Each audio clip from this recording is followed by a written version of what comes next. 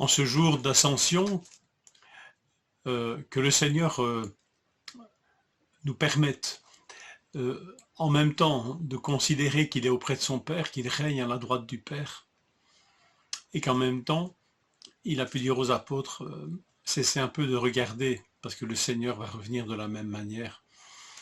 Nous devons aussi regarder à l'horizontale en ce jour d'ascension du Seigneur. Béni soit celui qui est auprès du Père, dans la gloire, et qui va revenir.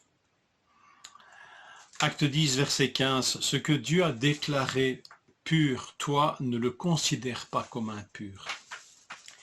En comparant plusieurs traductions et des notes de bas de page ou des notes de commentaires, il semble que la manière la plus littérale de rendre ce verset, et d'ailleurs la traduction choisie par exemple par la Nouvelle Bible Second, et celle-ci, la manière la plus littérale, c'est ce que Dieu a purifié, toi ne le souilles pas. Je trouve que cette formulation est beaucoup plus forte. Je répète, ce que Dieu a purifié, toi ne le souilles pas. Dieu a purifié. Lui seul le Seigneur est agent purificateur. Et il nous invite à ce qui est déjà, nous invite à considérer ce qui est déjà accompli. Dieu a purifié. Dieu a purifié. Qu'a donc déjà purifié notre Dieu? Dans Acte 15, verset 9, l'apôtre Pierre dira que Dieu a purifié le cœur des non-juifs par la foi. Tout homme, toute femme ayant été uni à Jésus-Christ par la foi est purifié. Il n'a plus à être considéré, n'a plus à être regardé comme pur, impur. Il est purifié par Dieu. On trouve la même pensée dans Tite 2,14.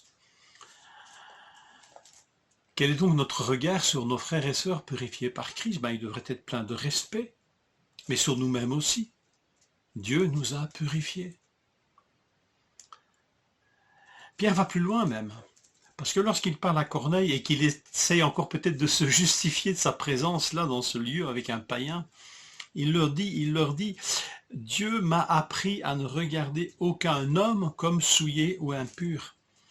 Ici, il ne fait même pas de distinction juif, non-juif, croyant, non-croyant, aucun homme comme souillé et impur. Concrètement, ici, ça veut dire quoi? Ça veut dire que Pierre peut entrer en contact avec tout homme. Cette catégorie du pur et de l'impur, il en est libéré.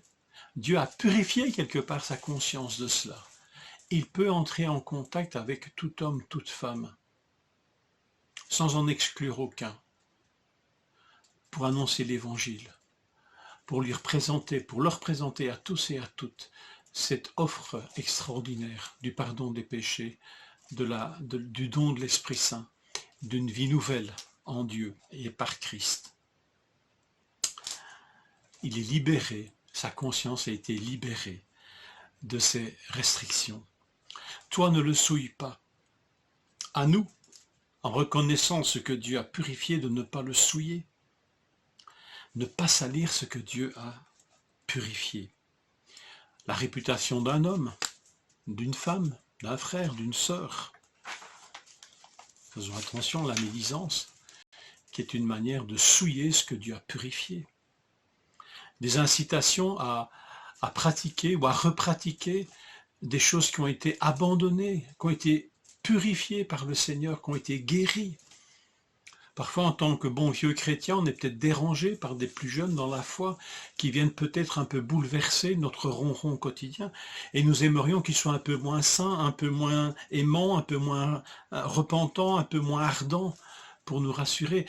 Et j'espère qu'en nous ne s'insinue pas parfois cette pensée de dire « écoute, sois un peu plus pécheur, tu seras un peu plus humain ».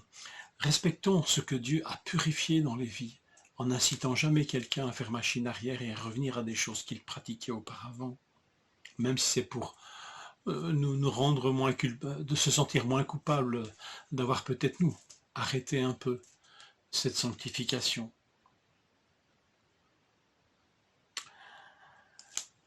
Dieu purifie-moi. Ou Seigneur, je ne veux pas souiller ce que tu as purifié. Revenir sans cesse à ce que Dieu a accompli. Dieu a purifié, s'en émouvoir, s'en extasier, parce que Pierre a eu une extase, je fais un petit jeu de mots, je me le permets, s'en extasier, s'en remplir de reconnaissance, tout ce que Dieu a purifié, et se préserver des souillures du monde, comme, comme si j'avais conscience d'être revêtu d'habits qui sont tellement propres, tellement clean, que je ne peux pas les rendre plus purs. Ce n'est d'ailleurs pas ma part à moi, c'est de ne pas salir, de ne pas souiller. C'est Jacques qui nous dit cela. La religion pure et sans tache consiste à visiter les veuves et les orphelins dans leurs afflictions et à se préserver des souillures du monde. Seigneur, je ne veux pas souiller ton pardon et ta grâce en Jésus-Christ, en regardant comme impur celui ou celle que tu as purifié. Seigneur, je ne veux pas souiller ce que tu as accompli dans ma vie.